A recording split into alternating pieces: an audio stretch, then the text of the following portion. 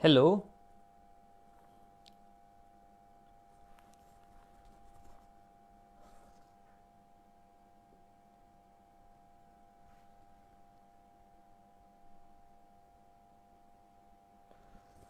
सत्यशोधक विद्यार्थी संघटनेच्या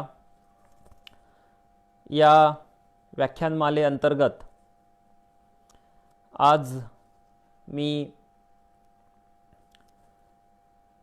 कोरोना नंतरची भारतीय शिक्षण व्यवस्था या विषयावरती काही भूमिका मांडणार आहे. या व्याख्यानमालेचे जे आयोजक आहेत त्या सर्वांचं मी अभिनंदन करतो की त्यांनी हा अतिशय उपक्रमशील असा हा विचार केला आणि या व्याख्यानमालेचं आयोजन केलं. आपण गेल्या 2 महिन्यांपासून एक प्रकारची आणीबाणी ही जागतिक पातळीवरती अनुभवतो आहोत. एका अतिसूक्ष्म अशा जीवाने, विषाणूने संपूर्ण जगाला वेठीस धरलेले आहे आणि संपूर्ण यंत्रणा ही ठप्प झालेली आहे. संपूर्ण जीवन हे थांबलेलं आहे आणि या नंतरच्या काळामध्ये नेमकं काय होईल, लॉकडाऊन किती काळ राहील, त्यानंतर समाजामध्ये कोणते बदल झालेले असतील, जग कसं असेल, उत्पादनाची व्यवस्था कशी असेल, बाजारावर याचा काय परिणाम होईल, शिक्षण व्यवस्था ही बदललेली असेल काय, असे अनंत प्रश्न हे अद्याप अनुत्तरित आहेत. आपण आत्ता तात्काळ याविषयीचं भाकीत वर्तवू शकत नाही. आता भाकीत वर्तवणे हे खूप धोक्याचंही असू शकेल. तरी देखील काही प्रकारचं चिंतन हे आवश्यक आहे. चळवळीमध्ये काम करणारे जे कार्यकर्ते आहेत, अभ्यासक आहेत, त्यांच्यासाठी हा जो काळ आहे हा काळ अतिशय अस्वस्थ करणारा काळ आहे. आपण पाहतो आहोत की भारतामध्ये संपूर्ण अराजकता ही निर्माण झालेली आहे. लोक हवालदिल आहेत आणि शासकीय पातळीवरची जी यंत्रणा आहे ती अपुरी पडती आहे. काही वेळा एक प्रकारचा हतबलता ही आपण अनुभवतो आहोत. अमानवी पातळीवरचं क्रौर्य आणि हिंसा याला देखील लोक सामोरे जात आहेत. अशा अतिशय गंभीर आणि संकटमय प्रसंगी आपण नाउमेद न होता समाजाचं वाचन हे सतत केलं पाहिजे.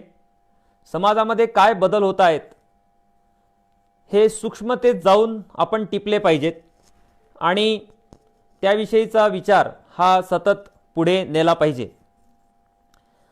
या एका भूमिकेतून या व्याख्यानमालेचं आयोजन हे सत्यशोधक विद्यार्थी संघटनेचे कार्यकर्ते हे करतायत. मी शिक्षणाविषयी बोलेल. सुरुवातीला जे घडतंय त्याविषयी थोडं बोलेल आणि मग थोडं इतिहासात पण जाईल. घडतंय ते असं की मार्च महिन्याच्या शेवटापासून आपण असं अनुभवतो आहोत की भारतामधल्या शाळा, महाविद्यालय आणि विद्यापीठं ही बंद करण्यात आलेली आहेत. अशाच प्रकारची स्थिती ही जगभर आहे. जगातल्या 200 देशांमधल्या शाळा आणि महाविद्यालय बंद आहेत. आधुनिक काळाच्या इतिहासामध्ये पहिल्यांदा असं घडतं आहे की एवढ्या दीर्घ काळ शिक्षण संस्था ह्या बंद करण्यात आलेल्या आहेत. 2 कोटींपेक्षा जास्त विद्यार्थी, शालेय विद्यार्थी भारतामध्ये आणि जगामध्ये 20 कोटींपेक्षा जास्त विद्यार्थी या संपूर्ण लॉकडाऊनने प्रभावित झालेले आहेत. संख्येने एवढा मोठा विद्यार्थी वर्ग प्रभावित होण्याचा हा पहिलाच प्रसंग आहे. जगभरातले शिक्षण तज्ज्ञ याविषयी बोलतायत. तुम्हाला जेव्हा वेळ मिळेल तेव्हा तुम्ही यूट्यूबवरती ही चर्चा सुरू आहे. विशेषतः अमेरिकन शिक्षण तज्ज्ञ जे आहेत ते या चर्चेमध्ये आघाडीवर आहेत. ती चर्चा तुम्ही ऐकू शकता, बघू शकता. घडलंय असं की शाळा आणि महाविद्यालय बंद केल्यानंतर भारतामध्ये जे खाजगी जग आहे शिक्षणाच्या क्षेत्रामधलं, ते पूर्व प्राथमिक पासून ते थेट विद्यापीठांपर्यंत मोठ्या प्रमाणावरती शिक्षणाचं खाजगीकरण भारतामध्ये झालेलं आहे. एवढ्या मोठ्या प्रमाणावरती खाजगी संस्थांमध्ये शिकणारा वर्ग जगामध्ये कोणत्याही देशात नाही. भारतामध्ये सर्वात जास्त विद्यार्थी हे खासगी शाळा, महाविद्यालय आणि विद्यापीठांमधून शिक्षण घेत आहेत. भारतामध्ये एव्हाना अनुदानित महाविद्यालयांपेक्षा विना अनुदानित महाविद्यालयांची संख्या ही जास्त झालेली आहे. या सर्वांविषयीची आकडेवारी ही शासनाच्या वेगवेगळ्या संकेतस्थळांवरती उपलब्ध आहे. आपण ती पाहू शकतो. मी ज्या विद्यापीठामध्ये शिकवतो त्या विद्यापीठामध्ये 25% महाविद्यालये ही अनुदानित आहेत आणि 75% महाविद्यालय ही विना अनुदानित आहेत. हे स्वामी रामानंद तीर्थ मराठवाडा विद्यापीठ आहे नांदेडमध्ये. ते महाराष्ट्रातल्या अशा एका प्रदेशामध्ये स्थित आहे जो भारतातल्या सर्वात जास्त मागासलेल्या प्रदेशांपैकी एक आहे. मग तुम्ही कल्पना करू शकता की प्रगत प्रदेश जे आहेत, पुणे आणि मुंबई हे जी शहरं आहेत, या शहरांमध्ये अनुदानित महाविद्यालयांच्या ची संख्या ही एकूण महाविद्यालयांमध्ये 20% कमी झालेली आहे. म्हणजे 80% महाविद्यालय ही विना अनुदानित महाविद्यालय आज आहेत. विना अनुदानित विद्यापीठ आणि डीम्ड आणि तत्सम अभिमत समजली जाणारी विद्यापीठ सुद्धा अनुदानित विद्यापीठांच्या संख्ये एवढी जवळपास भारतामध्ये होत आहेत. हे यासाठी सांगतोय की पूर्व प्राथमिक शाळांपासून ते या खाजगी विद्यापीठांपर्यंत या सर्व खाजगी संस्थांनी गेल्या 1.5 ते 2 महिन्यांमध्ये मोठ्या प्रमाणावरती वेगवेगळे जे माहिती तंत्रज्ञानातून उपलब्ध झालेले ज्या सुविधा आहेत, ॲप्स असतील, गुगल, झूम, मीटिंग ॲप्स वगैरे ह्या ज्या सुविधा आहेत, यांच्या आधारे विद्यार्थ्यांचे जे वर्ग आहेत हे वर्ग सुरू ठेवलेले आहेत. अशा हजारो शाळा आहेत.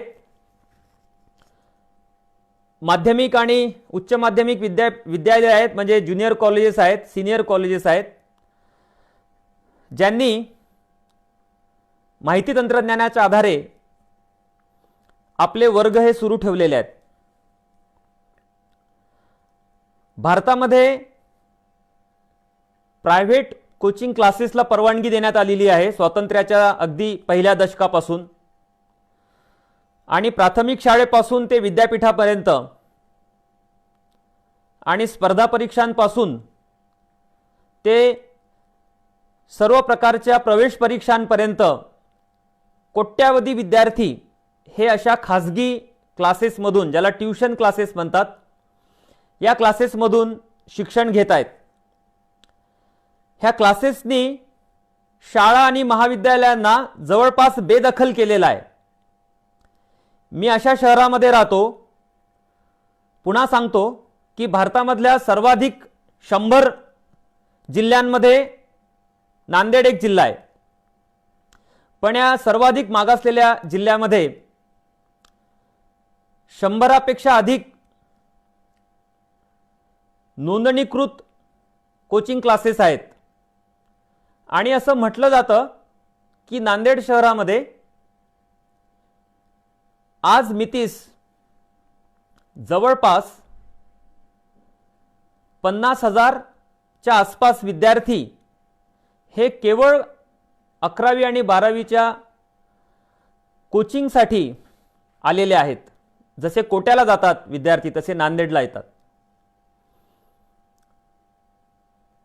तर ह्या क्लासेसनी तात्काळ माहिती तंत्रज्ञानाच्या आधारे वर्ग सुरू केलेत आणि ज्या विद्यार्थ्यांनी शुल्क भरलेलं असेल ते विद्यार्थी या खाजगी शाळा, महाविद्यालय, विद्यापीठ आणि कोचिंग क्लासेस यांचं शिक्षण हे या वेगवेगळ्या ॲप्सद्वारे घेत आहेत. आणि या प्रणालीचं कौतुक गेल्या काही काळापासून सुरू आहे. मी तुमचं लक्ष एका पुस्तकाकडे वेधू इच्छितो. हे पुस्तक मॅन्युअल कॅसल्स नावाचे एक अमेरिकन राज्यशास्त्रज्ञ आहेत त्यांचं आहे. पुस्तकाचं शीर्षक आहे द इन्फॉर्मेशनल सिटी. हे पुस्तक अशा लेखकाने लिहिलं ज्याचा उल्लेख हा भारतातल्या सर्वाधिक उद्धृत केल्या गेलेल्या पहिल्या 5 समाजशास्त्रज्ञांमध्ये केला जातो. मॅन्युअल कॅसल्स यांनी हे पुस्तक लिहिताना एक मुद्दा समोर ठेवला होता. तो हा होता की माहिती तंत्रज्ञानाचं काय प्रयोजन हे आधुनिक काळामध्ये राहिलेलं आहे. आपण असं पाहतो आहोत की हे तंत्रज्ञान आपल्या जीवनाचा अविभाज्य भाग बनलेला आहे. म्हणजे हे व्याख्यान सुद्धा माहिती तंत्रज्ञानाच्या माध्यमातून आपण आयोजित करत आहोत. त्यामुळे हे तंत्रज्ञान हे आपल्या जीवनामध्ये किती अपरिहार्य अशी एक भूमिका अदा करत आहे याची आपल्याला कल्पना येईल. याचा प्रत्यय या व्याख्यानावरूनच आपल्याला येऊ शकतो. आपण माहिती तंत्रज्ञानाकडे कसं पाहतो तर एक भाबडेपणा असा असतो की माहिती तंत्रज्ञानातून आपलं संपूर्ण जे संवाद आहे, कम्युनिकेशन आहे, हे कम्युनिकेशन हे खुलं झालेलं आहे असा एक विचार मांडण्यात येतो. असंही मांडलं गेलं की माहिती तंत्रज्ञानामुळे ज्ञानावरची जी बंधनं होती ती खुली झाली आणि ज्ञान हे सर्वांना खुलं झालं. माहिती तंत्रज्ञानाविषयी हे जे वाचन केलं जातं हे एक प्रकारे अतिसुलभ असं वाचन आहे.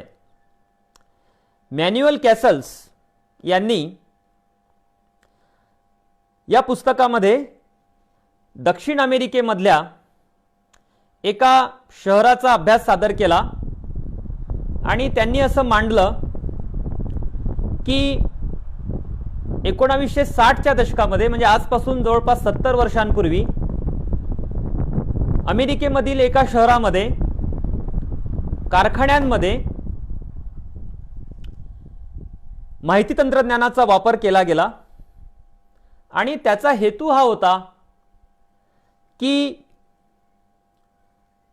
मोठ्या प्रमाणावर जे कारखाने होते त्या कारखान्यांमधल्या कामगारांचं निर्कौशल्यीकरण केलं जावं. निर्कौशल्यीकरण हा मराठी शब्द अवघड आहे. आपण त्याला इंग्लिशमध्ये म्हणतो डिस्किलिंग. म्हणजे वस्तूच्या उत्पादनामध्ये मानवी श्रम हे गुंतलेले असतात आणि 20व्या शतकाच्या उत्तरार्धामध्ये अशा प्रकारचं संशोधन केलं गेलं. संशोधनाची दिशा अशी ठेवली गेली की उत्पादनाच्या प्रक्रियेमधून मानवी श्रमाची वजाबाकी व्हावी. जवळपास मानवी श्रम विरहित उत्पादन करता यावं या दिशेने संशोधन केलं गेलं. जेव्हा संशोधन केलं जातं तेव्हा त्या संशोधनाला आर्थिक सहाय्य हे भांडवलदार वर्ग करत असतो आणि संशोधनाची दिशा ही वस्तू ही अधिकाधिक लोकांपर्यंत स्वस्त दरात द्यावी अशी नसते, तर कमीत कमी श्रममूल्य देता येऊन अधिकाधिक नफा हा कसा मिळवता येईल या दिशेने साधारणपणे संशोधन हे जगभरात केलं जातं. आणि मोठ्या प्रमाणावरती मानवी श्रम जे वस्तूच्या उत्पादनामध्ये गुंतलेले असतात ते कसे कमी केले जावेत, त्यासाठी संगणकाचा वापर कसा करता येईल, माहिती तंत्रज्ञानाचा कसा वापर करता येईल, या दिशेने ही एक प्रयोग शाळा होती, ते शहर म्हणजे. आणि असं आढळलं की संगणकाच्या आधारे, माहिती तंत्रज्ञानाच्या आधारे कमीत कमी श्रमासह वस्तूचं उत्पादन हे करता येऊ शकतं.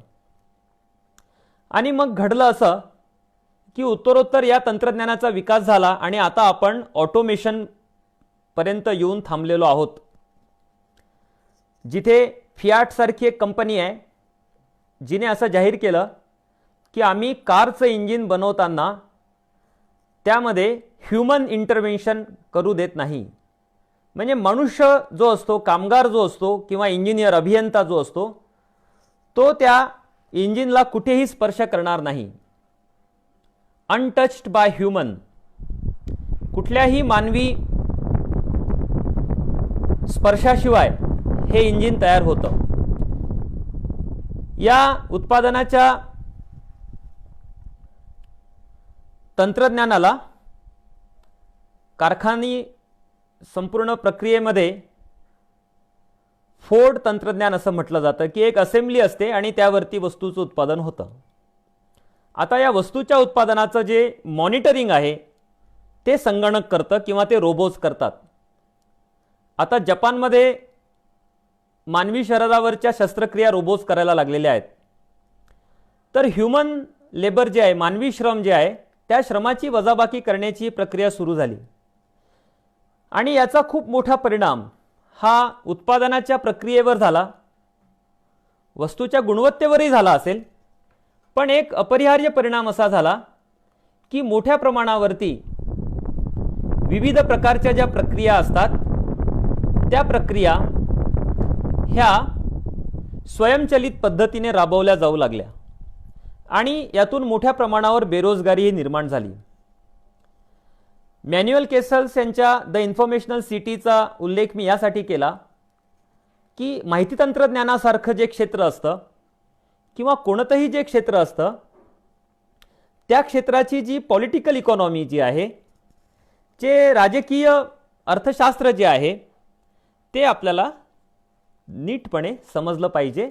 अन्यथा सर्व प्रकारचे तंत्रज्ञान आणि विकासाच्या संकल्पना, उत्पादनामध्ये होत असलेले बदल,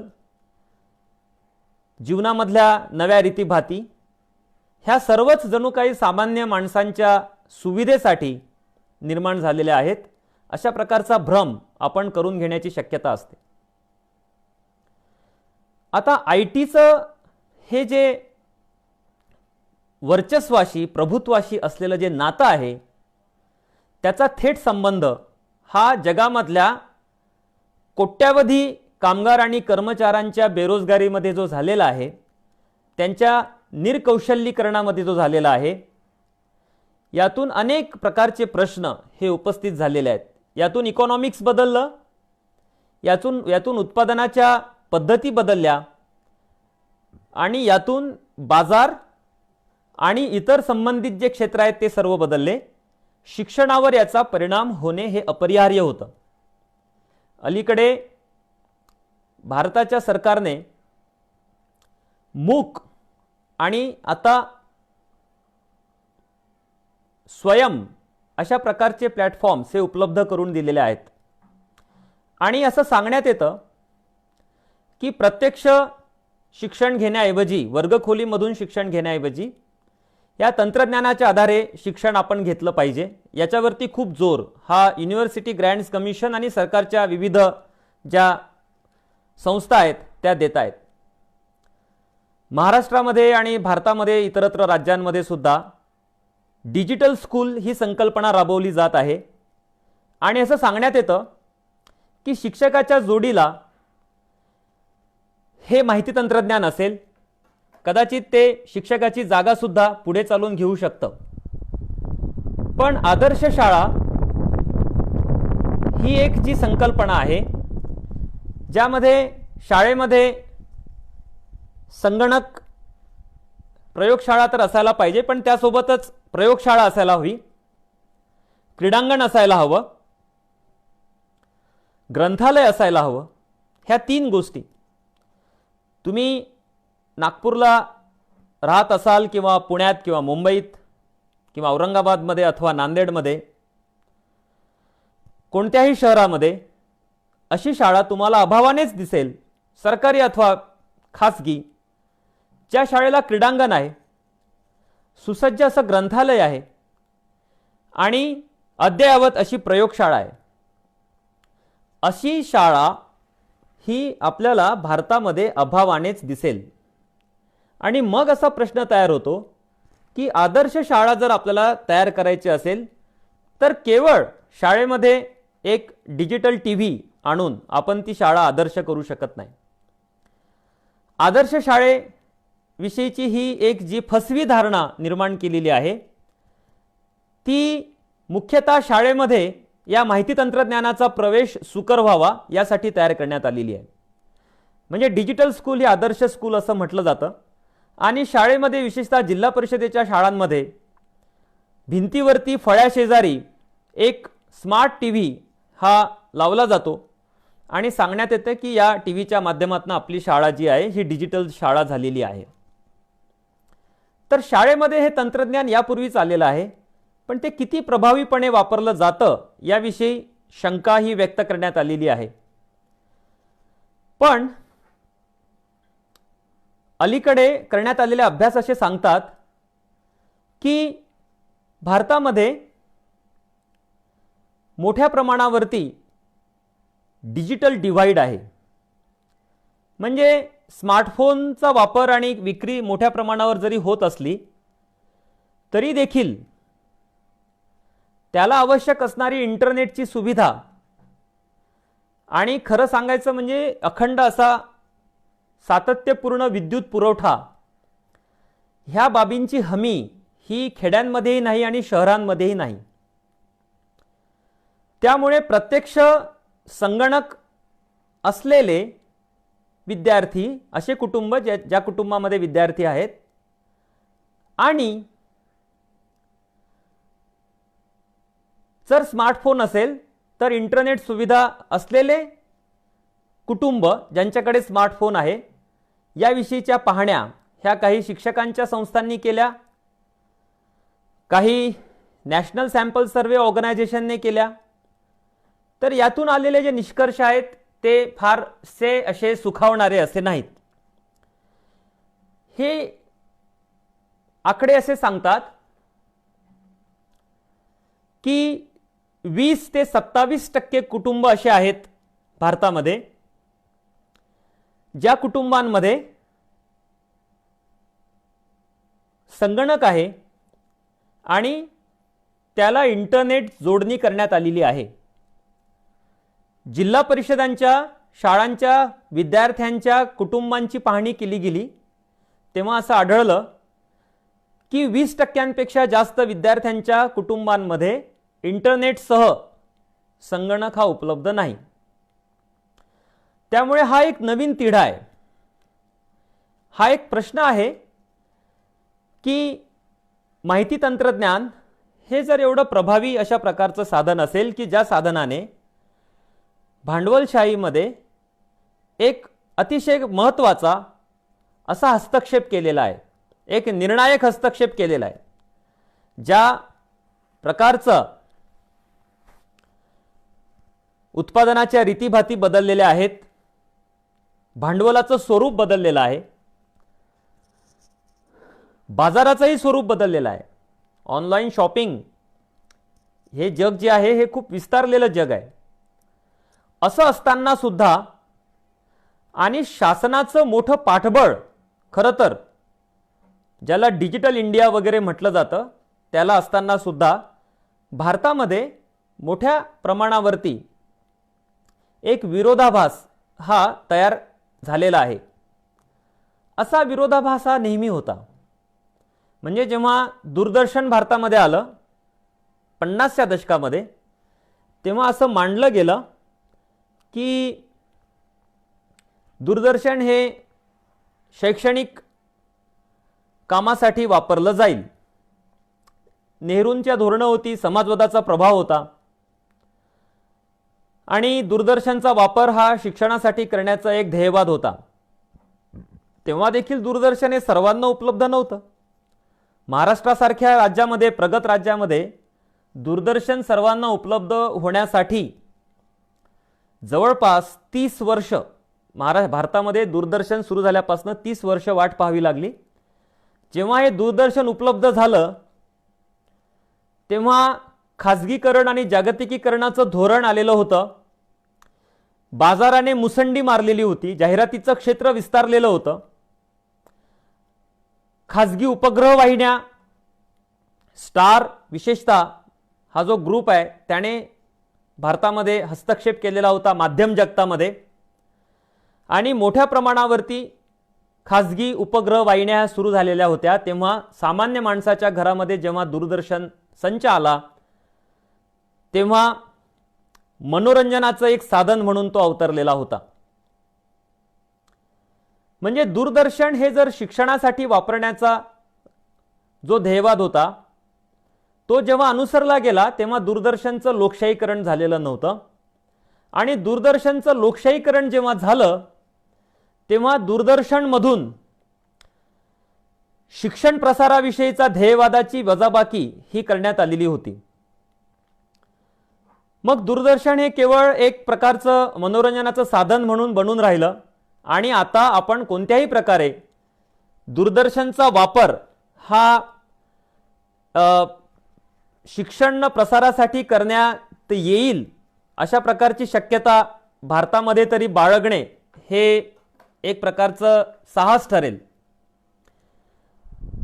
तुम्हाला जेव्हा थोडा वेळ मिळेल तेव्हा तुम्ही चीनविषयी जरूर माहिती घ्या की चीनने लॉकडाऊनच्या काळामध्ये काय केलं. मी याविषयीची माहिती घेण्याचा प्रयत्न केला तेव्हा मला असं दिसलं की चीनने तात्काळ दूरदर्शनचं स्वरूप बदललं. प्रत्येक घरामध्ये चीनमध्ये तर दूरदर्शन संच आहे आणि दूरदर्शनवरून अगदी लहान मुलांपासून ते 15-16 वर्षांच्या विद्यार्थ्यांपर्यंत मोठ्या प्रमाणावरती योजना आखली गेली, ज्यामध्ये 45 प्रकल्प होते.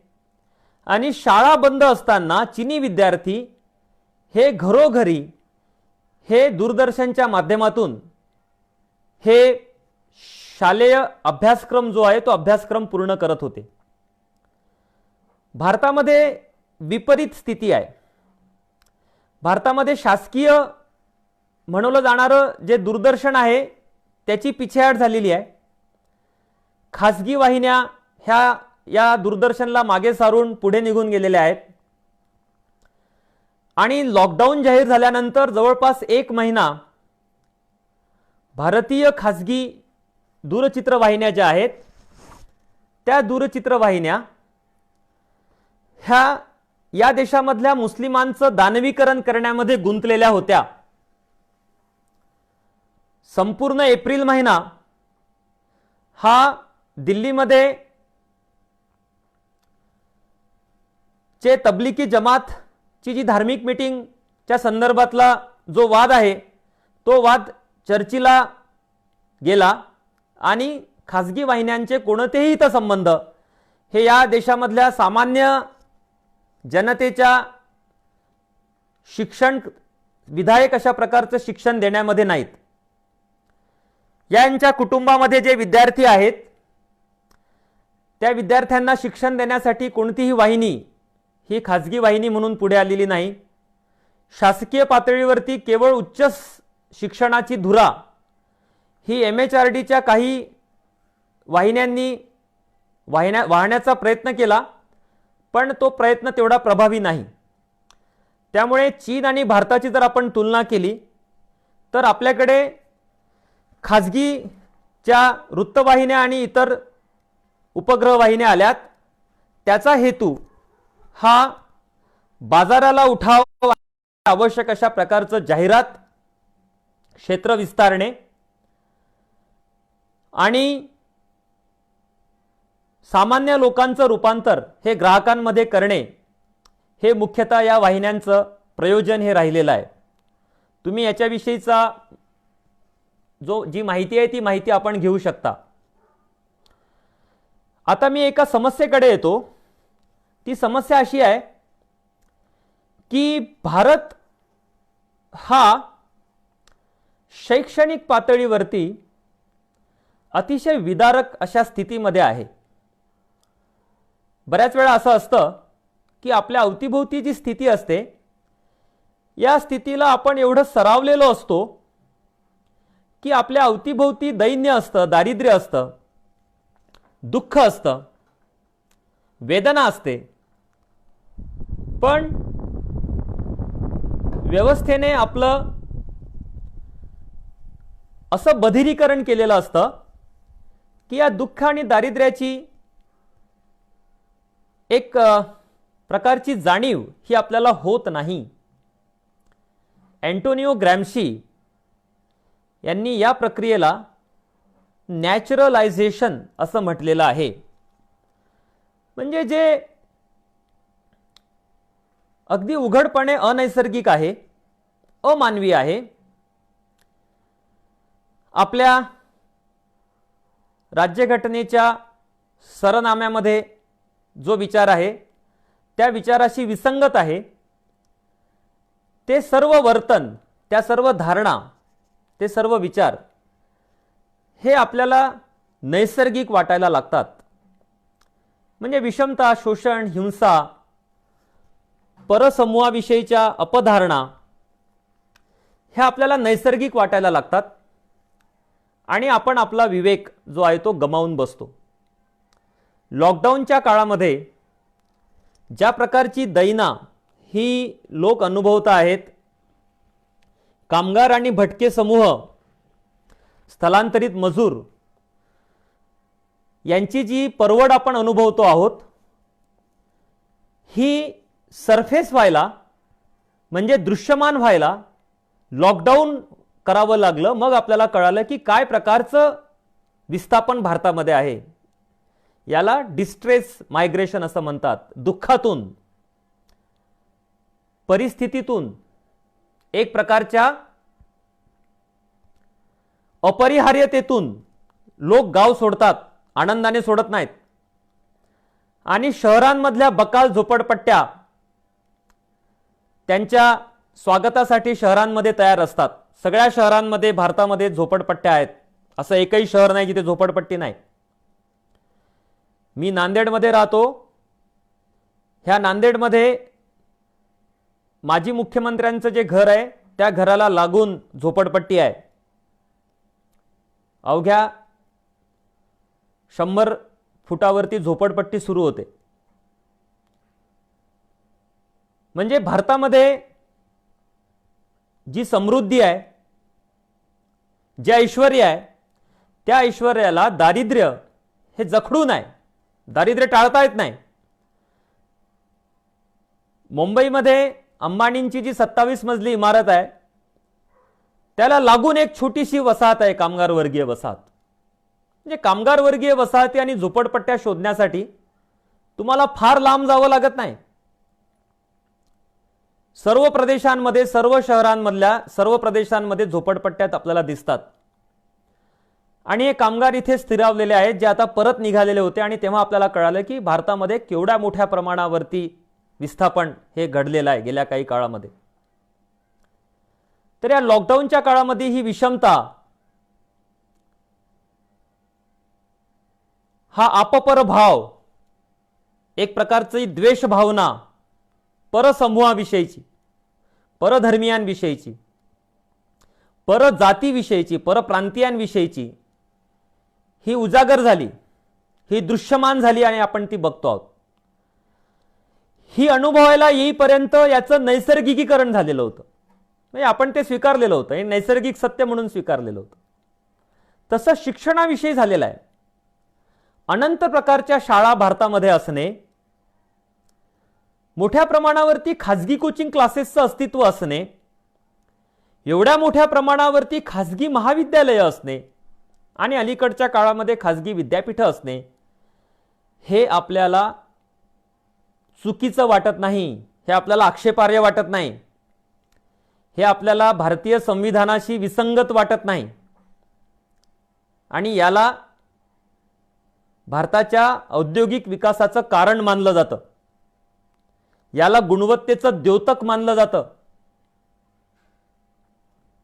असर अहवालाने सांगितलं की खाजगी शाळा ह्या गुणवत्तेच्या संदर्भामध्ये सरकारी शाळांच्या पुढे नाही आहेत. तरी देखील हे आपण मनोमन स्वीकारतो, अनुसरतो की खाजगी शाळा म्हणजे गुणवत्ता, खाजगी महाविद्यालय म्हणजे गुणवत्ता. मग प्रश्न असा उपस्थित राहतो की जर खाजगी महाविद्यालय म्हणजे गुणवत्ता असेल तर मग IIT, एम्स आणि इतर शासकीय वैद्यकीय महाविद्यालयांसाठी जी नीट वगैरे JEE परीक्षा दिली जाते, या परीक्षांसाठी एवढ्या मोठ्या प्रमाणावर विद्यार्थी का बसतात? का त्यांना असं वाटतं की आपण शासकीय अनुदानित अशा वैद्यकीय महाविद्यालयामधून शिकलो पाहिजे, अनुदानित अशा इंजिनिअरिंग कॉलेजमधून शिकलो पाहिजे? हा प्रश्न आपण उपस्थित करत नाही. मग ही जी नैसर्गिकीकरणाची प्रक्रिया आहे, या प्रक्रियेमध्ये आपण भारतामध्ये जे अतिशय विकृत अशा पातळीवरच्या शिक्षण वास्तव आकाराला आलेलं आहे, या शिक्षण वास्तवाला आपण त्याकडे दुर्लक्ष करीत आहोत. जगामध्ये कोणत्याही विकसित मोठ्या विकसनशील अशा देशामध्ये अशी बहुस्तरीय शाळा पद्धती आणि महाविद्यालयांची रीत ही निर्माण करण्यात आलेली नाही. अशा प्रकारची विकृत अशी शाळा पद्धती भारतामध्ये निर्माण करण्यात आलेली आहे. आणि लॉकडाऊनचा परिणाम जो विद्यार्थ्यांवरती झालेला आहे तो युनिफॉर्म असा परिणाम नाही, युनिफॉर्म म्हणजे एकसंध असा परिणाम नाही, तो विविध अशा स्तरांमधील विद्यार्थ्यांवरती वेगवेगळा असा परिणाम आहे. तुमच्याकडे जर पैसा असेल, तुम्ही जर शहरांमध्ये राहत असाल, तुम्ही जर मध्यमवर्गीय आणि उच्च मध्यमवर्गीय कुटुंबांमधले असाल तर तुम्ही अशा लॉकडाऊनच्या काळामध्ये सुद्धा तुमची जी शिक्षण प्रक्रिया जी आहे ती शिक्षण प्रक्रिया ही सुरू ठेवू शकता. आणि त्याचा प्रत्यय हा गेल्या 2 महिन्यांपासून भारतामध्ये आलेला आहे. तर ही जी एक बहुस्तरीय शाळा आणि महाविद्यालयांची जी पद्धत निर्माण करण्यात आलेली आहे तिच्याविषयीचा विचार करण्याची ही योग्य वेळ आहे असं मी समजतो. तुम्ही जर G8 म्हणजे आता G7 जे देश आहेत या देशांमधल्या जर शिक्षण व्यवस्थेचा अभ्यास केला तर आपल्याला असं दिसतं की इंग्लंड असो, जर्मनी असो, अमेरिका असो, ज्या अमेरिकेला उठसूट आपण नावं ठेवतो, दोष देतो, जपान हा अतिशय विकसित समृद्ध असा देश आहे, असा देश की ज्याने 80च्या दशकामध्ये संपूर्ण जगाच्या अर्थकारणावरती एक प्रभाव निर्माण केला होता. आणि अलीकडे चीन, ह्या सर्व देशांमध्ये भारतासारखी अशी अतिशय विषमतेवर आधारलेली अशी शाळा रचना, कोचिंग क्लासेसची रचना अस्तित्वात नाही. अमेरिकेमध्ये एवढ्या मोठ्या प्रमाणावर कोचिंग क्लासेसचं समांतर असं जग हे निर्माण करण्यात आलेलं नाही.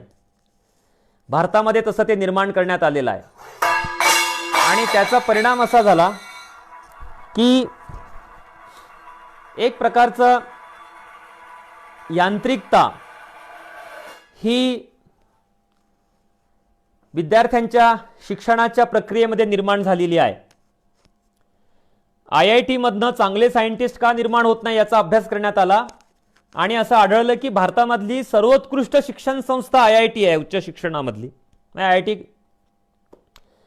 कानपूर असेल, पवई असेल, इथल्या ज्या IITs आहेत, ह्या IITs मध्ये प्रवेशासाठी जी प्रक्रिया आहे ती पाठांतरावरती आधारलेली आहे. मल्टिपल चॉईस क्वेश्चन्सवरती आधारलेली परीक्षा आहे.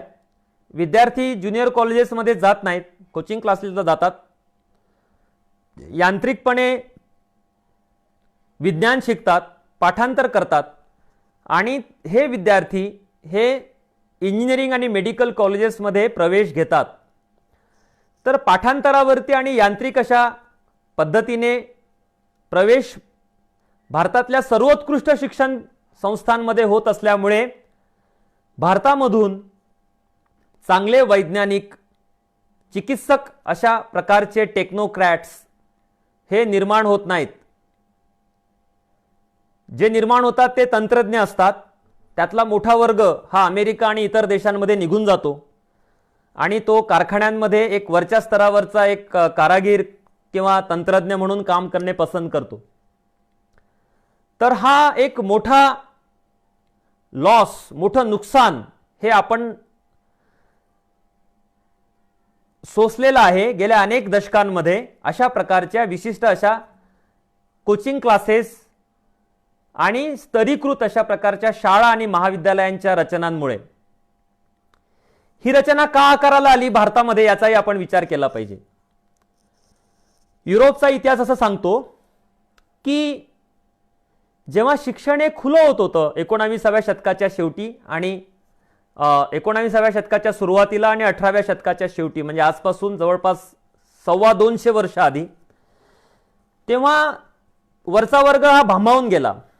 त्याला असं वाटलं की खालचा वर्ग हा शिक्षित होईल आणि तो आपली जागा घेईल, आपल्यावरती वर्चस्व निर्माण करेल, आपल्यावरती प्रभाव निर्माण करेल. म्हणून त्या वर्गाने अशा व्यूहरचना आखल्या ज्यातून लोकशाही जरी आलेली असली, शिक्षण सर्वांना दिलं पाहिजे हा जरी एक युक्तिवाद, हा जरी एक ध्येयवाद नव्या भांडवलशाहीने स्वीकारलेला असला, तरी शिक्षणाचा विस्तार हा सर्व समूहांपर्यंत होण्यासाठी औद्योगिक क्रांतीनंतर जवळजवळ 125 वर्ष ही या युरोपमधल्या सर्वसामान्य गरीब, कामगार, शेतकरी वर्गीय समूहाला वाट पाहावी लागली. म्हणजे औद्योगिक क्रांतीनंतर 125 वर्ष लागली इंग्लंडला शिक्षणाचा, सार्वत्रिक शिक्षणाचा कायदा करायला.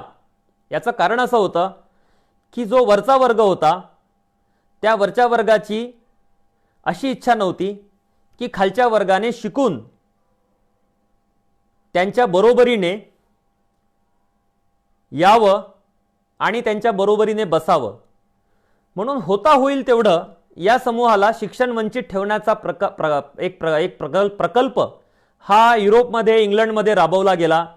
तशी शिक्षण धोरणं होती, तसे अभ्यासक्रम होते, शाळा महाविद्यालयांमध्ये भेदरचना तशी करण्यात आलेली होती आणि इंडस्ट्रियल स्कूल्स ह्या विशेषतः कामगारवर्गीय कुटुंबातील विद्यार्थ्यांसाठी निर्माण करण्यात आलेल्या होत्या. भारतामध्ये असंच घडलं. स्वातंत्र्योत्तर काळामध्ये उच्च शिक्षण प्रधान अशा प्रकारची एक व्यवस्था राबवली गेली. स्वातंत्र्यपूर्व काळामध्ये सुद्धा जो वरचा वर्ग होता त्याने ब्रिटिशांशी संगनमत करून शिक्षणाच्या आधारे आपलं वर्चस्व टिकवून ठेवण्याचा प्रयत्न केला होता. स्वातंत्र्योत्तर काळामध्ये सुद्धा आपण असं पाहतो की उच्च शिक्षण प्रधान एक धोरण हे अनुसरलं गेलं आणि त्याचा परिणाम असा झाला की भारताला शिक्षणाच्या हक्काचा कायदा करण्यासाठी 2009 हे वर्ष उजाडावं लागलं. आणि जेव्हा कायदा केला गेला तेव्हा त्या कायद्यामध्ये अनंत अशा प्रकारच्या विसंगती, उणीवा ह्या ठेवण्यात आल्या. याचा परिणाम असा झाला की 1961, 71, 81, 91, 2001, 11 ह्या ज्या जनगणना आहेत, ह्या जनगणनांचा जर आपण अभ्यास केला तर असं दिसतं की भारतामध्ये नेहमी 30 कोटी लोक, 30 ते 35 कोटी लोक, मी या सगळ्या जनगणनांचं एकदा निरक्षरांची जी संख्या आहे ती संख्या पाहण्याचा प्रयत्न केला तर मला असं दिसलं की दर 10 वर्षांनी नेहमी भारतामध्ये 30-35 कोटी लोक हे निरक्षर ठेवले गेले. हे यासाठी निरक्षर ठेवले गेले की निरक्षर राहिलेले जे समूह होते ते मुख्यतः दलित होते, आदिवासी होते. आणि त्यामुळे तुम्ही जर निरक्षर असाल, अशिक्षित असाल, तर तुम्ही श्रमाच्या बाजारामध्ये स्वतःचे केवळ शारीरिक श्रम विकण्यासाठी पात्र असता. त्या पलीकडे कुठल्याही प्रकारचं काम करण्यासाठीची पात्रता तुमच्या अंगी येत नाही. आणि भारतामध्ये हे घडलं. आपण अशा देशामध्ये राहतो जिथे मानवी श्रम हे आजही यंत्रापेक्षा स्वस्त मिळतात, उपलब्ध होतात. मी ज्या विद्यापीठामध्ये शिकवतो त्या विद्यापीठामध्ये हे जिओ ही जी कंपनी आहे त्या कंपनीचे काही केबल्स ह्या त्या अंडरग्राऊंड अशा प्रकारे त्याचं रोपण करायचं होतं, त्या पसरवायच्या होत्या आणि म्हणून मोठ्या प्रमाणावरती तेलुगू भाषिक कामगार हे विद्यापीठामध्ये दिसले आणि ते अवजारांच्या सह पूर्ण काही म्हणजे किलोमीटर्सपर्यंतचा परिसर हा खोदून काढत होते त्या केबल्स टाकण्यासाठी. मी त्यांच्याशी बोललो, त्यांच्याकडनं समजून घेतलं, तेव्हा कळालं की अतिशय नाममात्र अशा श्रममूल्यावरती भारतामधल्या ज्या नोमॅडिक ट्राईब्स आहेत, शेड्यूल्ड ट्राईब्स, सर्वात जास्त आदिवासी, मग भटके आणि नंतर दलित आणि मग इतर जे मागासवर्ग शेतकरी वगैरे जातीय जे कामगार आहेत त्यांचे श्रम हे मोठ्या प्रमाणावरती या ज्याला मशीन म्हणतात अशा यंत्रापेक्षाही स्वस्त अशा पद्धतीने हे वापरले जात आहेत. तर 35 कोटी लोक हे निरक्षर ठेवणे, 30 कोटी लोक हे निरक्षर ठेवणे हे जगामध्ये कुठेही घडलेलं नाही, ते भारतामध्ये घडलं. आपण नेहमी चीनचा विचार करतो, आपल्या शेजारचा देश आहे. अमर्त्य सेन यांनी सांगितलं की चीनचा विकास यासाठी झाला की चीनने मोठ्या प्रमाणावरती प्राथमिक शिक्षणाचा प्रसार केला आणि प्राथमिक शिक्षणाचा प्रसार केल्यामुळे चीनमध्ये एक प्रकारचं मनवंतर, एक सामाजिक बदल हा मोठ्या प्रमाणावर घडून आला. आपल्या 2006च्या नॅशनल नॉलेज कमिशनने धूळफेक केली असं सांगून की चीनमध्ये 2000 विद्यापीठ आहेत म्हणून चीनचा विकास झाला. हे खोटं आहे. विद्यापीठांचा विकास चीनमधला ही अलीकडची गोष्ट आहे, पण प्राथमिक आणि माध्यमिक शिक्षणाचा विकास ही चीनमधली 60 आणि 70च्या दशकामधली बाब आहे. अमर्त्य सेन यांना जे नोबेल पारितोषिक मिळालं त्याचा अभ्यास क्षेत्र हे चीन आणि भारत याची तुलना होती. त्यांनी असं सांगितलं की एक काळ असा होता की चीनमध्ये जेवढे पदवीधर होते त्याच्या 2.5 पट पदवीधर भारतामध्ये होते. म्हणजे चीनमध्ये जर 100 पदवीधर असतील तर भारतामध्ये 250 पदवीधर होते. पण चीनमध्ये जेवढे लोक साक्षर होते त्या एकूण साक्षरांपेक्षा केवळ निम्मे साक्षर हे भारतामध्ये होते. त्यामुळे भारताचा विकास हा जर उच्च शिक्षणाच्या माध्यमातून व्हायचा असेल तर चीन हे त्याचं उदाहरण होऊ शकत नाही. चीनचा विकास हा गेल्या 10 वर्षांमधला नाही, 20 वर्षांमधला नाही आहे. चीनच्या विकासाची पायाभरणी ही 60 आणि 70च्या दशकामध्ये चीनी सरकारने जी धोरणं राबवली शिक्षणाविषयीची त्या धोरणांमध्ये आहेत. आणि 100% साक्षरता हे चीनने जवळपास प्राप्त केलेलं होतं 90च्या दशकामध्ये. तेव्हा भारत हा 52% साक्षरतेवर अडलेला होता. त्यामुळे नॅशनल नॉलेज कमिशनने धूळफेक केली असं सांगून की चीनचा विकास हा विद्यापीठांमुळे झाला. सबब भारताला 1500 विद्यापीठं असली पाहिजे. तेव्हा भारतामध्ये 350 विद्यापीठं होती शासकीय, ती वाढवून 1500 केली पाहिजे. आणि ही जर 1500 करायची असतील तर मग खाजगी विद्यापीठांना उत्तेजन दिलं पाहिजे. आणि आपण असं पाहतो की नॅशनल नॉलेज कमिशनच्या अहवालानंतर भारतामध्ये मोठ्या प्रमाणावरती खाजगी विद्यापीठांची संख्याही वाढलेली आहे. तुम्ही दिल्लीमधल्या विद्यापीठांची माहिती जर घेतली शहरामधल्या तुम्हाला दिसेल की दिल्ली युनिव्हर्सिटी, जवाहरलाल नेहरू युनिव्हर्सिटी आणि इतर काही जे विद्यापीठं आहेत, जामिया मिलिया वगैरे, ह्या असे काही मोजकी विद्यापीठं सोडली तर या व्यतिरिक्त शेकडो संस्था दिल्लीमध्ये विद्यापीठ आणि महाविद्यालय ही निर्माण करण्यात आलेली आहेत. नॅशनल नॉलेज कमिशनने याला बळ दिलं आणि चीनचा विपर्यास केला. चीनचं उदाहरण हे भारतामध्ये उच्च शिक्षणाच्या खाजगीकरणाला उत्तेजन मिळण्यासाठी नॅशनल नॉलेज कमिशनने वापरलं. तर अशा अतिशय विदारक एका देशामध्ये आपण राहतो आहोत. दरवर्षी ह्युमन राईट्स इंडेक्स तयार होतो त्यामध्ये शिक्षण हा एक महत्त्वाचा निकष असतो. ग्लोबल मॉनिटरिंग रिपोर्ट लिहिला जातो, ज्यामध्ये शिक्षण हा एक महत्त्वाचा इंडिकेटर आहे. ह्या अशा अनेक पाहण्यांमध्ये असं दिसतं की शिक्षणाच्या पातळीवरती भारत हा तळाशी आहे. म्हणजे ग्लोबल मॉनिटरिंग रिपोर्टमध्ये 2008, 9, 10, 11, 12 या अशा अनेक वर्षांमध्ये 145-46 देशांच्या यादीमध्ये भारत हा नेहमी 125, 126 या क्रमांकावरती राहिलेला आहे. 120, 10, 100 पासून मग खाली 90, 80 या क्रमांकाकडे भारताला येता आलेलं नाही.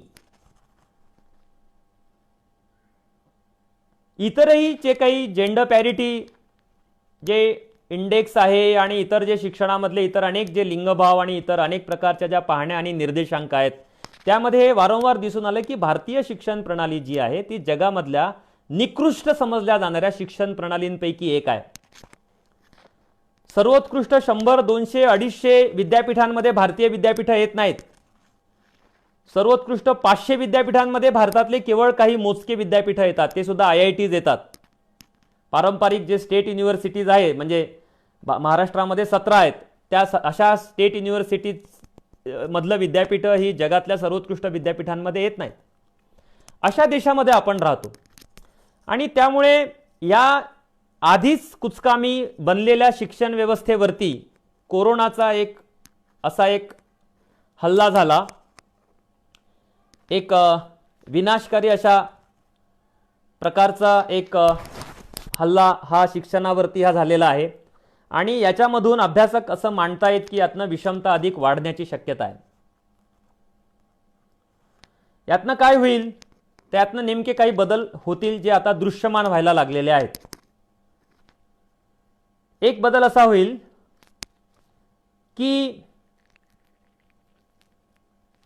मोठ्या प्रमाणावरती शाळा ह्या बंद ठेवण्यात आलेल्या आहेत आणि त्याचा एक नकारात्मक परिणाम हा विद्यार्थी, शिक्षक, जे शासकीय विद्यार्थी आणि शिक्षक आहेत त्यांच्यावरती होतो आहे.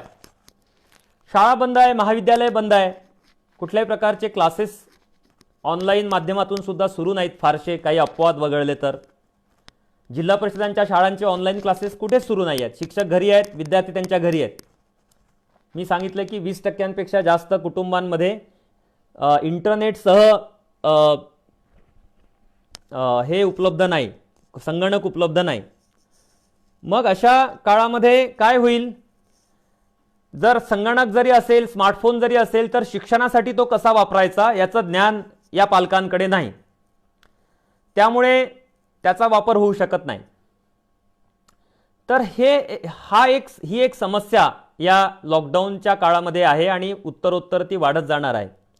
याच्याशी जोडलेला मुद्दा असा आहे की संपूर्ण शिक्षण प्रणाली बदलण्याची शक्यता आहे. म्हणजे प्रत्यक्ष वर्गखोलीचं जे शिक्षण आहे हे आपल्याला वासाहतिक एक प्रकारचं काय म्हणता येईल त्याला, की वसाहतवादाची देण आहे, एक गिफ्ट आहे, एक ब्रिटिशांचं गिफ्ट आहे शाळा आणि महाविद्यालय. ते वासाहतिक काळाची आणि त्या अर्थकारणाची उपज आहे. आजची जी शाळा आहे, ज्या शाळेमध्ये शिक्षक केंद्री लेक्चर सेंट्रिक अध्यापन पद्धत जी आहे, शिक्षक मध्यवर्ती असणे आणि शिक्षकाने 45 मिनिटांचा किंवा 60 मिनिटांचा तास घेणे म्हणजे व्याख्यान देणे, ही जी व्याख्यान केंद्री जी अध्यापन पद्धती आहे ही ब्रिटिशांनी त्यांच्या वर्चस्वासाठी, त्यांच्या हितासाठी तयार केलेली शिक्षण प्रणाली होती, जी आपण स्वातंत्र्योत्तर काळामध्ये अबाधित ठेवली. ह्या शिक्षण प्रणालीला एक छेद जाण्याची शक्यता आहे, कारण जे IT केवळ चर्चेला जात होतं यापूर्वी, त्याच्यामध्ये केवढी मोठी सुप्त शक्ती आहे हे या खाजगी जगतामध्ये आता त्याची प्रचिती त्यांना स्वतः आली.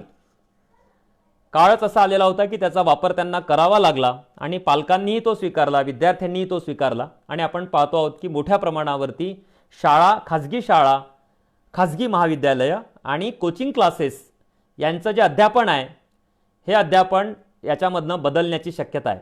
हा एक मोठा परिणाम लॉकडाऊनचा शिक्षणावरती असणार आहे. हा जगभर असेल, पण भारतामध्ये असं असते की कोणताही जेव्हा बदल होतो तेव्हा त्याचा लाभ हा वरचा वर्ग घेतो आणि खालचा वर्ग हा आषाढभूतपणे सरकारी दातृत्वावरती विसंबून राहतो की सरकार आम्हाला काय रेशन म्हणजे देईल, काय धान्य देईल रेशन कार्डवरती, सरकारी शाळा आम्हाला काय शिक्षण देतील, सरकार आमच्या बँक अकाउंटमध्ये किती हजार रुपये टाकेल. हे जे काही दाता याचक संबंध अलीकडच्या काळामध्ये भारतातल्या सत्ताधारी वर्गाने सामान्य जनतेच्या सोबत निर्माण केलेले आहेत, त्यातून सामान्य जनतेला एक सन्मानाची वागणूक देण्याऐवजी एका याचकाच्या रूपामध्ये उभं करण्यात आलेलं आहे. या याचकाच्या हातामध्ये एक पत्र आहे आणि तो या देशाच्या सरकारकडे म्हणजे सत्ताधारी वर्गाकडे आषाढभूतपणे तो एक याचना करतो आहे, ज्या याचनेतून त्याचं सर्व्हायव्हल हे शक्य बनेल केवळ प्राण्यासारखं, जनावरासारखं. ज्याला महात्मा गांधीच्या नावाने जी मनरेगा ही जी ग्रामीण पातळीवरची रोजगार योजना होती, ती केवळ हा मोठा समूह ग्रामीण भागामध्ये भुका कंगाल उद्ध्वस्त झालेला, संख्येने कोटीमध्ये असलेला जगातला सर्वात मोठा ग्रामीण श्रमजीवींचा समूह, ज्याला पूर्वीचा एक पक्ष होता लाल निशान पक्ष, तो पक्ष असं म्हणायचा की हे रुरल टॉयलर्स आहेत. टॉयलर्स म्हणजे श्रमजीवी, रुरल म्हणजे ग्रामीण. हे ग्रामीण श्रमजीवी आहेत जे संख्येने सर्वात जास्त आहेत चीनच्या खालोखाल भारतामध्ये. तर हा समूह हा विद्रोही होऊ शकतो, हा सत्तेच्या विरोधात उभा राहू शकतो. म्हणून याच्या पोटामध्ये अन्नाचा गोळा टाकावा. जसं जनावरांची केवळ एकच भूक भागवली जाते आणि ती पोटाची असते, कारण त्याचे श्रम उपलब्ध करून घ्यायचे असतात. तशा पद्धतीने एक प्राण्यासारखी एक ट्रीटमेंट देणाऱ्या योजना ह्या भारतामध्ये राबवल्या गेल्या आणि त्यातून सामान्य जनतेचं याचकामध्ये रूपांतर केलं गेलं. तर अशी अतिशय अमानवी अशा प्रकारची पॉलिटी म्हणजे एक राज्यव्यवस्था ही भारतामध्ये आकाराला आली. त्यामुळे कोणताही धोरण जेव्हा येतं त्याचा विषम असा परिणाम भारतावरती होतो. आणि मग या लॉकडाऊन नंतर जे शिक्षण क्षेत्र बदललेलं असेल त्या बदलामध्ये मोठ्या प्रमाणावरती ज्याला पब्लिक प्रायव्हेट एज्युकेशनल पार्टनरशिप म्हटलं गेलं किंवा PPP मॉडेल हे अलीकडे सर्वच क्षेत्रांमध्ये वापरली जाणारी संकल्पना आहे की खाजगी आणि सरकारी अशा प्रकारच्या युतीतून ही शिक्षण प्रणाली ही भारताची सुरू आहे. मी सांगितलं की चीन, Japan, America, England, Germany, France या देशांमध्ये अशा प्रकारची शिक्षण प्रणाली नाही, भारतामध्ये आहे. तर हे जे काही एक अतिशय विकृत अशा प्रकारची रचना भारतामध्ये आकाराला आलेली आहे, ज्यामध्ये वरच्या जातीचे विशिष्ट असे वर्गीय हितसंबंध आहेत, आर्थिक हितसंबंध आहेत. ते तर वर्ग बनलेले आहेत, त्या जाती या वर्गांमध्ये रूपांतरित झालेल्या आहेत. त्यामुळे आपलं वर्गीय वर्चस्व अबाधित ठेवण्यातून त्यांच्या जुन्या जातीचंही वर्चस्व अबाधित राहतं. त्यामुळे भारतामध्ये जे वर्गवर्चस्व आकाराला येतं त्याचा अंतस्थ आधार हा जातीचा असतो. मग त्या ब्राह्मण वगैरे वरच्या जाती असतील किंवा तत्सम मधल्या व्यापारी जाती असतील, यांच्या वर्चस्वातून, यांच्या प्रभुत्वातून, यांच्या एकत्रित हितसंबंधांमधून भारतामध्ये प्रभुत्वाची रचना ही आकाराला आलेली असते. अलीकडच्या काळामध्ये शेतकरी जातींमधल्या वरच्या वर्गाचाही अंतर्भाव या वर्चस्ववादी वर्गामध्ये करण्यात आपण करू शकतो. तर हा जो वर्ग आहे हा वर्ग भारतामधल्या पब्लिक प्रायव्हेट पार्टनरशिपचा पुरस्कर्ता आहे आणि त्यामुळे येणाऱ्या काळामध्ये मोठ्या प्रमाणावरती खाजगीकरण होण्याची शक्यता आहे. त्याचं आणखी एक कारण हे आहे की आता जी आर्थिक मंदी भारतामध्ये येईल आणि संपूर्ण जग कदाचित या मंदीने ग्रासलेलं असेल, अशा काळामध्ये सर्वात पहिला जो हल्ला होतो तो गरिबांवर होतो, तो श्रमजीवी वर्गावरती होतो,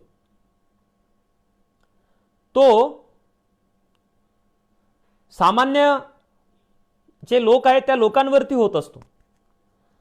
आणि तो हल्ला, त्याचं दृश्य रूप आपल्याला जे दिसतं ते साधारणपणे जे कल्याणकारी धोरण जे आहे त्या कल्याणकारी धोरणापासून माघार घेण्यामध्ये आपल्याला ते दिसून येतं. आता सुरुवात झालेली आहे. 3 राज्यांमध्ये कामगार कायदे हे गोठवण्यात आलेले आहेत आणि ज्या प्रकारची परवड ही भारतामधल्या श्रमजीवी वर्गाने अनुभवली गेल्या काही काळामध्ये, गेल्या काही दिवसांमध्ये, ते तुम्ही पाहतात की जालन्यामध्ये काय घडलं, ते मजूर कसे मेलेत रेल्वेच्या ट्रॅकवरती, त्याच्याविषयी तुम्ही माहिती घेतली असेल. तर कल्याणकारी धोरणापासून सरकार लांब गेलेलं असेल, सरकारची आर्थिक स्थिती तशी नसेल, त्यांच्याकडे जे काही रेव्हेन्यू जमा होईल त्या रेव्हेन्यूचा मोठा हिस्सा हा पुन्हा उच्च मध्यम वर्ग आणि इतर जे कारखानदार, व्यापारी, भांडवलदार जे आहेत त्यांच्या सुविधा आणि त्यांच्या साधनांसाठी वापरला जाईल. आणि कल्याणकारी धोरणांपासूनची जी माघार आहे ती, त्या माघारीचा पहिला फटका हा भारतामधल्या शिक्षण व्यवस्थेला बसण्याची शक्यता आहे. अनेक शाळा या लॉकडाऊनच्या काळामध्ये सुद्धा बंद करण्याविषयीची चर्चा सरकारने टाळलेली नाही. परवा एक बातमी आली की काही शाळा ह्या महाराष्ट्रामधून बंद होणार आहेत आणि त्या लॉकडाऊनच्या काळात तशा प्रकारचे निर्णय घेण्याविषयीची एक प्रकारची तत्परता ही सरकारने याही अशा अरिष्टाच्या काळामध्ये दाखवलेली आहे. हा एक परिणाम लॉकडाऊन नंतर महाराष्ट्राच्या आणि भारताच्या शिक्षण व्यवस्थेवरती होईल. आणि तिसरा जो मुद्दा होईल, तिसरा जो एक परिणाम ज्याची चर्चा मी विस्ताराने केली तो असा असेल की जे यापूर्वीच तयार झालेलं जे डिजिटल डिवाइड आहे, जी एक विसंगती भारतामध्ये तयार झालेली आहे आय टीच्या पातळीवरची, ती विसंगती, ती जी दरी आहे, ती 2 समूहांमधली जी दरी आहे, ती दरी ही या काळामध्ये वाढण्याची शक्यता आहे, या येणाऱ्या काळामध्ये वाढण्याची शक्यता आहे. आपण हे पाहतो की जिओ ही जी कंपनी आहे तिने जवळपास एक हाती वर्चस्व हे भारतामधल्या या टेलिकम्युनिकेशन जगतावरती निर्माण केलेलं आहे. BSNL सारखी सरकारी जी एक कंपनी होती ती कधी बंद होईल हे सांगता येत नाही. अशाच प्रकारचा इतिहास हा अमेरिका च्या शेजारचे काही जे देश आहेत, मेक्सिको वगैरे, त्या देशांमध्ये सुद्धा असं घडलं की त्या देशामधल्या खाजगी कंपन्यांनी त्या देशांमधल्या ज्या टेलिकम्युनिकेशनचे जे जग आहे त्याच्यावरती एक हाती वर्चस्व निर्माण केलं आणि नंतर त्यांच्या ज्या सेवा होत्या त्या सेवांच्या किमती 60 पटीने वाढवल्या. म्हणजे भांडवलदार वर्ग हा कशी आपली मोनोपली, आपली एकाधिकारशाही ही प्रस्थापित करतो एखाद्या विशिष्ट अशा क्षेत्रावर आणि आपले सर्व स्पर्धक नष्ट केल्यानंतर तो मग किती अमानवी पातळीवरती जाऊन नफ्याची कमाई करतो हे जगामध्ये अनेक क्षेत्रांमध्ये दिसून आलेलं आहे. तर या पार्श्वभूमीवरती भारतामध्ये कितीही चर्चा ही डिजिटल इंडिया आणि इंटरनेट फ्री देण्याची जरी झालेली असली तरी प्रत्यक्षात असं होणार नाही. आणि तसं जर झालं नाही तर मग हे जी डिजिटल डिवाइड आहे, हे डिजिटल डिवाइड हे येणाऱ्या काळामध्ये हे असंच बनून राहील, टिकून राहील आणि याच्यामधनं एक प्रकारे मोठ्या प्रमाणावरती नव्या ज्ञानाच्या पातळीवरच्या विषमता ह्या टिकून राहतील. काही दिवसांपूर्वी लोकसत्ता या वृत्तपत्रामध्ये रसिका मुळे या लेखिकेने ह्या इंटरनेट आणि लॉकडाऊनच्या काळामध्ये काय महाराष्ट्रामध्ये घडलं याची काही पाहणी सादर केली. त्याची आकडेवारी धक्कादायक आहे. रसिका मुळे यांचं जे निरीक्षण आहे ते धक्कादायक आहे.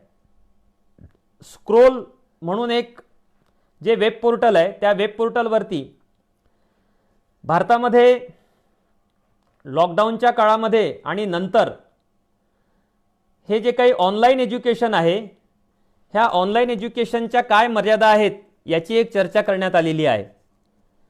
ते सुद्धा जे विश्लेषण आहे ते काही भारताचं सकारात्मक चित्र पुढे आणत नाही.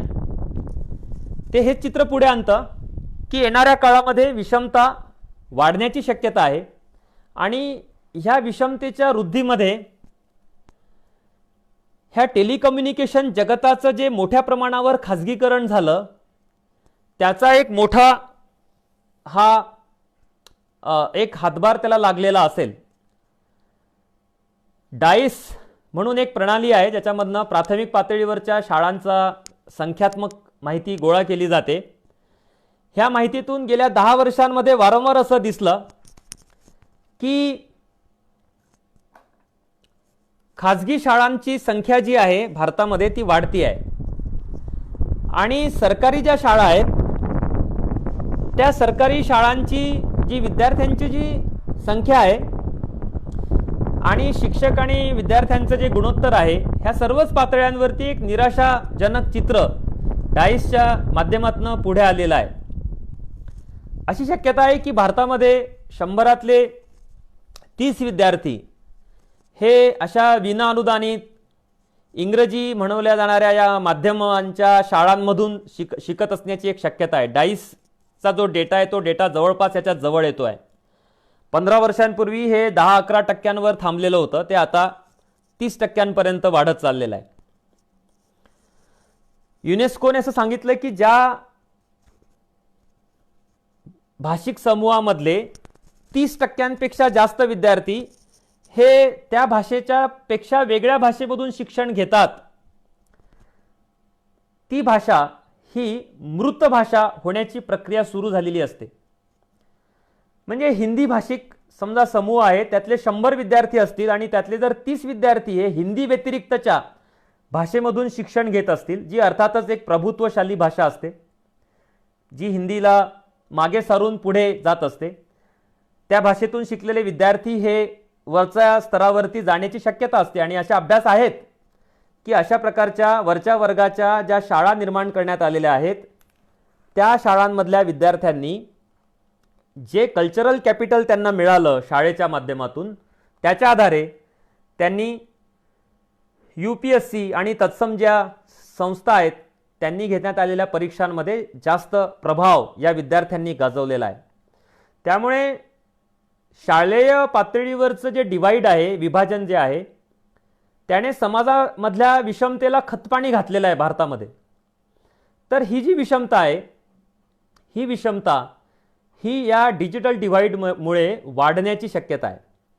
लॉकडाऊन मुळे आता हे अनुभवाला आलं, प्रत्ययाला आलं की तुमच्याकडे अशा प्रकारची जर यंत्रणा असेल की तुम्ही केंद्रवर्ती पद्धतीने अशा प्रकारचं शिक्षण हे स्मार्टफोनच्या माध्यमातून देऊ शकता, हे लॉकडाऊनच्या काळात लक्षात आलं. त्याच्या आधीच त्याची तजवीज ही झालेली होती, तयारी सुरू करण्यात आलेली होती. म्हणजे नांदेडमधले जे कोचिंग क्लासेस आहेत त्यांनी अशा प्रकारचं ऑनलाईन क्लासेस घेण्यासाठीची यंत्रणा स्वतः आधीच तयार केली होती काही कारणास्तव. बायजू हे जे ॲप आहे ते विकत घ्यावं लागतं. 11वी 12वी वगैरे सारख्या कोर्सेससाठी त्याची किंमत हे काही लाखांपर्यंत जात आहे. सध्या 1 लाखाच्या जवळपास जात आहे सध्या. 8वी 9वी 10वी सुद्धा बायजूचं जर तुम्हाला अभ्यासक्रमाला ॲक्सेस मिळवायचा असेल तर 30 40 50 60 हजार रुपये आज द्यावे लागतात. ह्या बायजू कंपनीचा ऑफिशियल स्टाफ हा 3000 आहे. अनऑफिशियल स्टाफ जो असेल, एजंट्स वगैरे सब एजंट्स असतील, त्याची संख्या ही काही हजार 10 हजारांपेक्षा जास्त कदाचित असेल.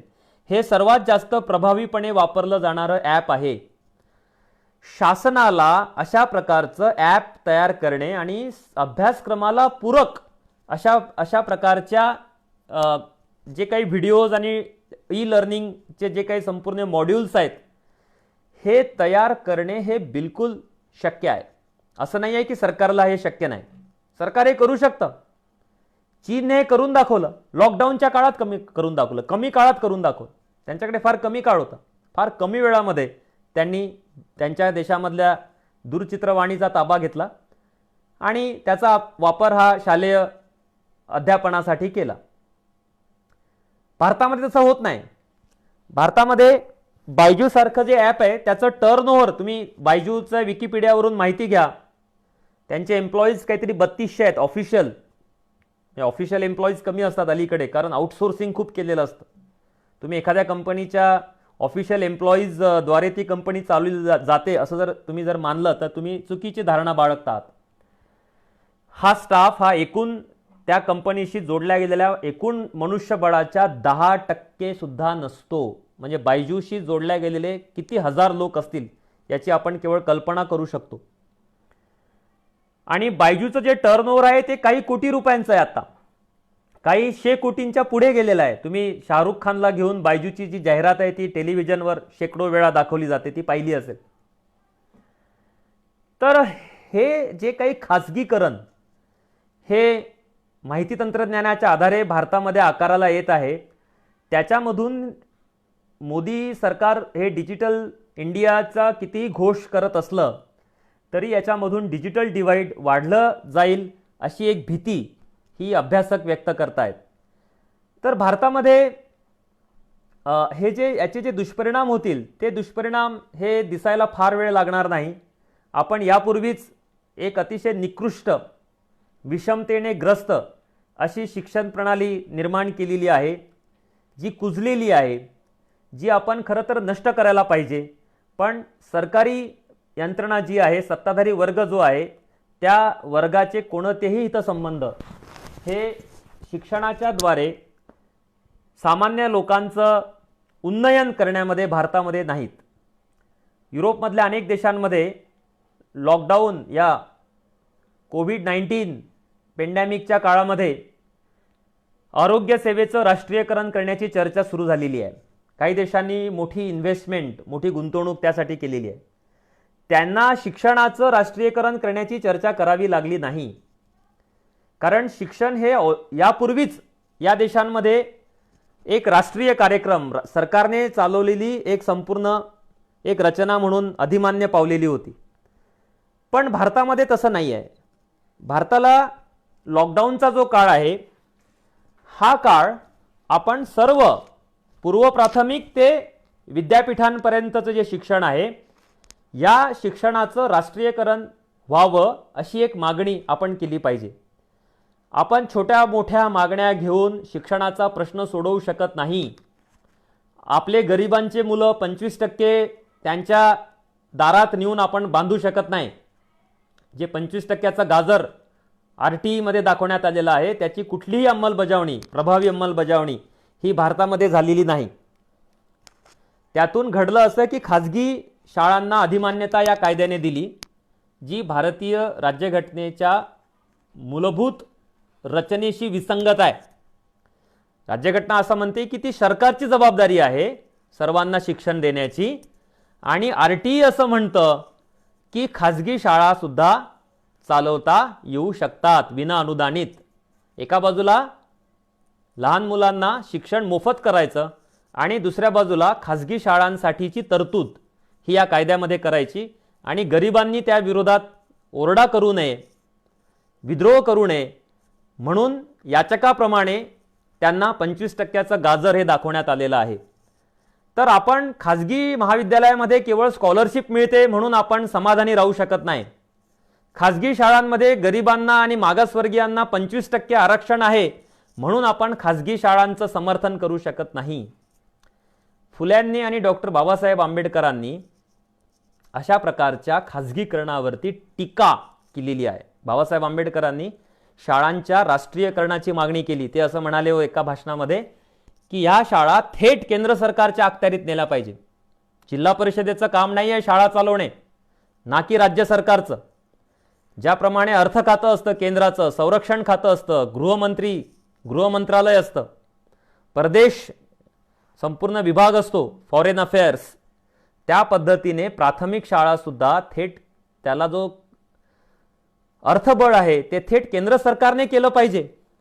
असं असताना अनेक दलित संघटना ह्या जून जुलै महिन्यांमध्ये बहुजन समाजाच्या नेते हे 25% दलाल म्हणून झोपडपट्ट्यांमधून एक प्रकारची दलाली या प्रायव्हेट शाळांची सरकारची करत असतात. तर हा लॉकडाऊनचा जो काळ आहे, या काळामध्ये भारतामध्ये विषमता ही किती भयावह स्वरूप धारण तिने केलेलं आहे. स्त्रियांवरची हिंसा कशी वाढलेली आहे. बेरोजगार जे आहेत त्यांचं काय होणार आहे. एवढ्या मोठ्या प्रमाणावर कोट्यावधी लोक खेड्यांमध्ये परत गेलेत, लहान मुलांना घेऊन गेलेले आहेत, बालकांना घेऊन गेलेले आहेत. त्यांच्या शिक्षणाचं काय होणार आहे पुढच्या 1 वर्षामध्ये, 12 महिन्यांमध्ये किंवा आणखी 2 वर्षांमध्ये. तात्काळ ते शहरांमध्ये जाणार नाहीत, त्यांना परवानगीही दिली जाणार नाही तात्काळ पुणे मुंबईला परत जाण्याची. नांदेडमध्ये एक भटक्यांचा एक वस्ती आहे, तिथे जवळजवळ 150 लोक हे त्यांच्या पालांमध्ये राहत आहेत. त्यातला एकही मुलगा आणि मुलगी ही शाळेत जात नव्हती, ते शिकलेले नव्हते. हे वास्तव आहे भारतामधलं. त्यामुळे एका बाजूला ऑनलाईन क्लासेस घेऊन आपल्या पाल्याची शैक्षणिक काळजी घेणारी एक उच्चवर्गीय शिक्षण प्रणाली, आणि दुसऱ्या बाजूला कोट्यावधी बालकं जी आहेत ज्यांना पडक्या तोडक्या मोडक्या अशा सरकारी म्हणल्या जाणाऱ्या शाळांमध्ये ढकलण्यात आलेलं आहे. ते खाजगी शाळांमध्ये जाऊ शकत नाही कारण त्यांची तेवढी क्रयशक्ती नाही. तर अशा यापूर्वीच विभाजित असलेलं जे शिक्षण वास्तव आहे ते अधिक विभाजित होण्याची शक्यता ही लॉकडाऊन नंतरच्या काळामध्ये निर्माण होऊ शकते. त्यामुळे आपण सावध असलं पाहिजे आणि शिक्षणाच्या संपूर्ण राष्ट्रीयकरणाची मागणी घेऊन ज्या पुरोगामी संघटना असतील, डाव्या आंबेडकरी, जे स्त्रीवादी गट असतील, पर्यावरणवादी गट असतील, शेतकरी संघटना असतील, वेगवेगळ्या जाती वर्गांच्या संघटना असतील की ज्यांना उन्नती हवी आहे, ज्यांना सन्मानपूर्वक जगणं हवं आहे, जे त्यांना नाकारण्यात आलेलं आहे लोकशाही असली तरी. पदोपदी अवहेलना. आज मुस्लिमांची जी अवस्था भारतामध्ये निर्माण झालेली आहे की प्रत्येक दुसरा तिसरा हिंदू मनुष्य किंवा मुस्लिमेतर जो आहे तो मुस्लिम माणसाकडे संशयाने पाहायला लागलेला आहे. तर या मुस्लिम समूहाला सुद्धा जर सन्मान हवा असेल, प्रतिष्ठा हवी असेल, लोकशाही अधिकार हवे असतील, तर शिक्षण हे या संपूर्ण प्रक्रियेमध्ये मध्यवर्ती भूमिका अदा करू शकतं. 20व्या शतकामध्ये अँटोनियो ग्रॅम्शी, लुई अल्थुझर, मिशेल फुको असे अनेक युरोपियन विचारवंत होते ज्यांनी असं मांडलं की राजकीय बदलाची जी प्रक्रिया आहे ही प्रक्रिया ही शालेय स्तरावरच्या बदलांपासून सुरू होऊ शकते. म्हणजे शालेय पातळीवरचे बदल यांना आपण कमी लेखता कामा नये. हे बदल काहीतरी नंतर करायचे आहेत, आपलं सरकार आल्यानंतर करायचं आहे, आधी आपण सरकार ताब्यात घेऊ, आपल्या पक्षाचं सरकार आणू, अशा प्रकारचा आपल्याला धूळफेक सामान्य जनतेची करता येणार नाही. शिक्षणाचा प्रश्न हा या देशामधला मध्यवर्ती प्रश्न आहे, कळीचा प्रश्न आहे. तो प्रश्न सोडवल्याशिवाय आपली आर्थिक, सामाजिक, सांस्कृतिक उन्नती, आपलं उन्नयन हे केवळ अशक्य आहे. आणि म्हणून या लॉकडाऊनच्या काळामध्ये एक विचार आपण आपल्या परीने लोकांपर्यंत नेला पाहिजे की संपूर्ण शिक्षणाचं हे जे बाजारीकरण वाढण्याची भीती ह्या येणाऱ्या काळामध्ये आहे त्याचे धोके आपण लोकांच्या लक्षात आणून देऊ आणि संपूर्ण शिक्षणाच्या राष्ट्रीयकरणाची मागणी आपण घेऊयात. कोचिंग क्लासेसवरती बंदी आणली पाहिजे. चीन, अमेरिका, इंग्लंड, फ्रान्स या देशांमध्ये अशी विकृत प्रायव्हेट कोचिंग क्लासेसचा बाजार या देशांनी भरवलेला नाही. सर्व प्रकारच्या प्रवेश परीक्षांवर बंदी आणली पाहिजे कारण ह्या प्रवेश परीक्षा ह्या शिक्षणाच्या खाजगीकरणाला उत्तेजन देतात. यातून कोचिंग क्लासेसचं पेव फुटतं आणि सरकारी पातळीवरच्या ज्या परीक्षा असतात आणि अध्यापन असतं त्याला बेदखल केलं जातं. म्हणजे 10वी आणि 12वीच्या परीक्षा ह्या शून्य केल्या जातात आणि सर्व प्रकारच्या प्रवेश परीक्षा ह्या अधिमान्य होतात. म्हणजे तुम्हाला जर प्रवेश हवा असेल MBBSला, इंजिनिअरिंगला, NDAला किंवा JNUमध्ये किंवा कुठे, तर तुम्हाला एंट्रन्स द्यावी लागेल. एंट्रन्सचा मुद्दा आला की आधीची परीक्षा बेदखल होते, बाद होते, मग इतके शिक्षक, एवढ्या शाळा, महाविद्यालय, अध्यापन, लॅबोरेटरीज, प्रॅक्टिकल हे कशासाठी आहे? म्हणून प्रवेश परीक्षा ह्या बाद करण्याची आपण एक भूमिका घेतली पाहिजे. तुम्ही सर्व लोक यावर विचार करा. मी केवळ विचार मांडतो आहे, तो पूर्ण फुलवण्यासाठीचा योग्य वेळ माझ्याकडे या क्षणी नाही.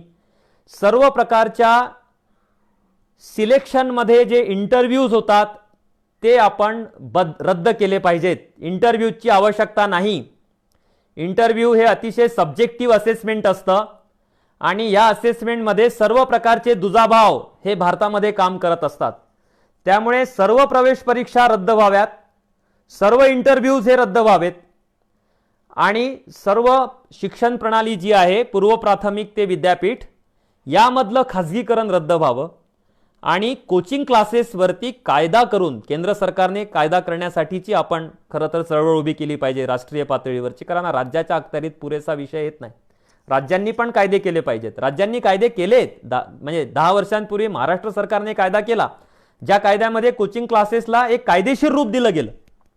कायदा करून कोचिंग क्लासेसवरती बंदी नाही घातली गेली, तर त्याला एक अधिमान्यता दिली गेली. काही प्रकारच्या अटी लादल्या गेल्या आणि त्या अटींवरती एक कोचिंग क्लासेस सुरू राहिले. आज नांदेड शहरची संपूर्ण इकॉनॉमी ह्या कोचिंग क्लासेसने प्रभावित केलेली आहे. सगळं मार्केट फुललेलं आहे.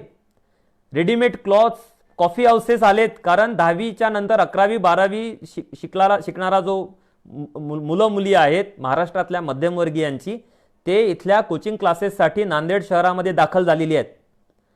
तर हे जे कोचिंग क्लासेसने जे मूळ शिक्षणाला बेदखल केलेलं आहे त्या कोचिंग क्लासेसवर बंदी आणण्याचा आपण विचार केला पाहिजे.